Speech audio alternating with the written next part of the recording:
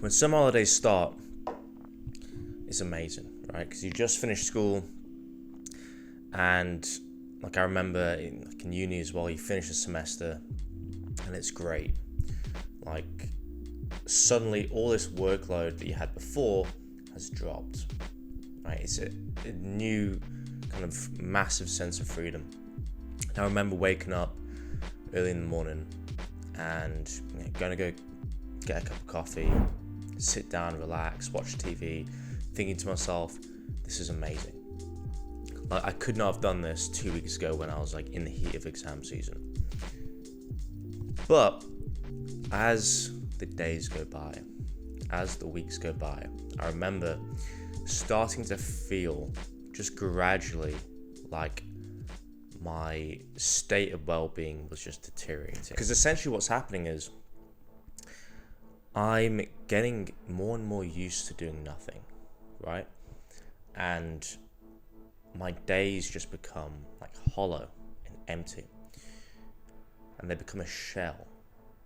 Yes, I've got social events that form the spine, and that's honestly like the key thing. But there is this underlying feeling where eventually I'm basically like really ready to go back to university or go back to school. Just because like it feels like, in the beginning it's great, all this workload has gone off, but eventually my brain is just like craving something, right? I'm sure maybe you feel this way as well. But to make it even more weird is that you've got one camp that says, oh no, you need to be using summer holidays just to grind and hustle, really get ahead of everyone else, to study. You've got another camp that obviously says just relax, do nothing. And you want to relax, but at the same time, you feel like you should be studying. You feel guilty for not studying because it's like all of a sudden, you're thinking to yourself, well, if I don't study, I'm going to be left behind next year. And I'm bored already, so why not? And at the same time, you're thinking to yourself, well, I don't want to burn out. So, what do I do here? Now, I understand this is a pretty common situation. So what I'm going to do in this video is I'm going to attempt to firstly explain the science of boredom, at least from my research, okay, like why you get bored on some holidays. And the second thing I'm going to do is try to answer the question as to whether or not you should be studying during the summer holiday if you're getting ready to go into A-levels next year. Alright guys, you have to forgive me because there's a ton of construction going on, so if you hear really loud noises, I'm sorry. So, let's talk about the science of boredom, alright? Now, just for disclaimer, I'm not some kind of neurological genius or anything, but I kind of am at the same time.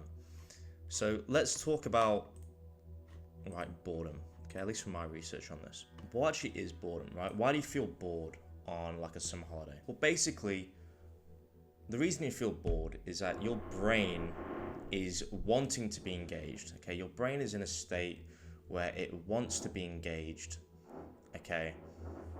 But it can't lock onto anything to be engaged, okay? So this is probably why when you're bored during a summer holiday, again, you want to be engaged, you can't find anything to lock on to be engaged. So what you end up doing is the classic thing is just to go on your phone, right? Because it's instant, there's something instantly there.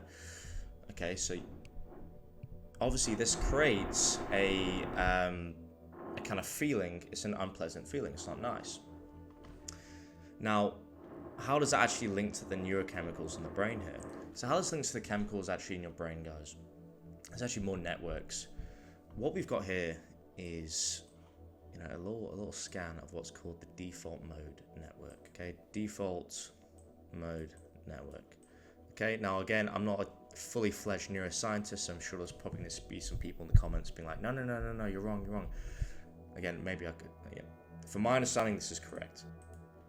So essentially, what happens is you switch from something called the central executive network to the default mode network, right? So, from my understanding, what the central executive function is, basically that's going to give you, that's like your outward looking, your external network that basically allows you to focus on things around you, okay? And there's basically a transitionary network here, okay, where this arrow is. Probably choose a better color for it. And that switches you, okay? That switches you, okay, to the default mode network, where you're now looking inwards, okay? Your brain starts to look inwards. Now, just a quick clarification. Going inwards isn't necessarily a problem, okay? It isn't the boredom, because going inwards happens when you're relaxing too. But boredom is basically when your brain is trying to flip into focus and that switch just won't fire. You want to engage and you can't. Okay, so effectively, why am I telling you all this? What I'm trying to say is basically that this is a signal, okay? So there's nothing inherently wrong with you becoming bored. It is totally normal. And, you know, you shouldn't feel bad about the fact that you're on holiday and now you're feeling bored, okay? So it's a completely normal feeling. All that's basically happening is you've gone from a situation where you were like hyper focused on, you know, external things, okay, studying, you know, exam papers, whatever. And now, because there's none of that, you have your brain function is basically going inward, right? So as a result, you know, don't feel like there's something wrong here. It's just simply an indicator, okay? It's not like there's nothing wrong with you. All right, so we know that boredom feels unpleasant. Okay, we know how it works. Well, in that case, surely I should be spending all my time now just grinding it out and studying to relieve this feeling and also get a head start in the new school year. Surely that's the way forward, right? In short, no, and I derived that from my personal experiences that I've had with this. I can lean on my personal experiences here just to tell you what I found at least. And the second is just from the data, actually. I had a look at the data on this and it's pretty interesting. So what I'll quickly do is I'll outline my personal experience with this and then I'll link it to the data so you can kind of see my experience and also a more authoritative source. So now you can kind of see how this links in for you. Now, from my own personal experience, what I can say is that I've had holidays where I've done like absolutely nothing, okay? And the only kind of structure to those holidays was like social events, right? And what I did find was my brain would definitely get bored, like very bored, and almost like too bored in many cases, which I think is good in the beginning, right? Because again, I can only speak from personal experience for this like specific bit, but my brain basically, by like starving it of something to do, eventually was craving something to do, right? So in the beginning stages of the holiday, what worked for me was I'd just like do nothing and I'd wait for my brain to get extremely bored. And if I left that for the whole holiday, then eventually I'd get super bored, right? So whenever I didn't have like some kind of social event that day would just like drift by, like it was nothingness, okay? And I just end up just, you know, wasting time going on my phone or whatever. But then again, I suppose you're relaxing. But on the other side of things, right? I've had holidays where I have studied quite a bit during those holidays, and what I found was, what works best is like I remember prepping, you know, going into like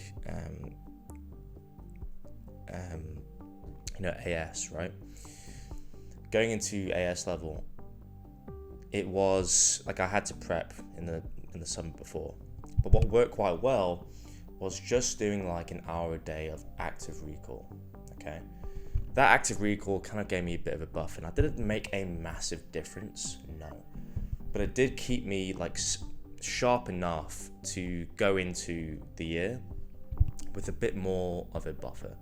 Like, because if I didn't have that, I probably would have found it a little bit more of a shock, right? So this being said, like if you want to just study to the extreme over the summer, then fair enough. I'm not here to tell you no, because obviously extreme outcomes obviously require extraordinary effort, right?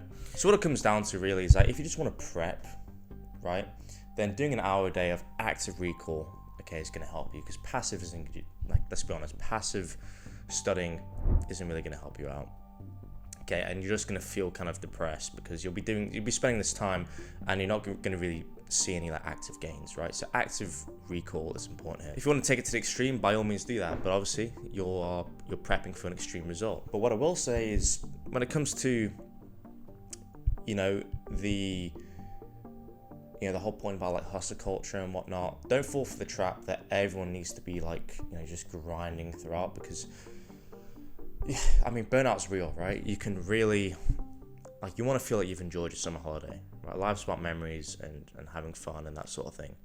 Okay, you've just been through an intense season, you can relax a bit. But if you want to keep your brain fresh, of course, active recall helps, okay? And that's been my experience. Now, how does the data I found link to this? Now, again, this is an American study, okay? So bear with me, it's more Americanized, to be fair. But what I found was, it does show a decent link here. Basically, what it says is that in maths, you are less likely to retain that information over summer, right? So they did this whole like summer study thing of students, on summer break and their retention of, what they've learned. Maths, they saw significant drop-offs, basically because you're not using maths in your everyday life, right? Compared to, say, English. Okay, so the data behind that also kind of backs up what I'm saying. But that being said, if you really just do nothing, chances are you'll be fine. But it does help to have a buoyancy if you can. So even if it's just half an hour to an hour of just dedicated focus, you should be pretty set to, have a smooth transition today. So now the question becomes, okay, cool. I want to do active recall. What resources do I have? Well, make sure to click the link below. There, what you'll find is a compiled worksheet of all the first year exam questions, and then from there you can practice on those. Okay, they're quite useful. It's basically all the exam questions all compiled into one worksheet. So make sure to check that out completely for free.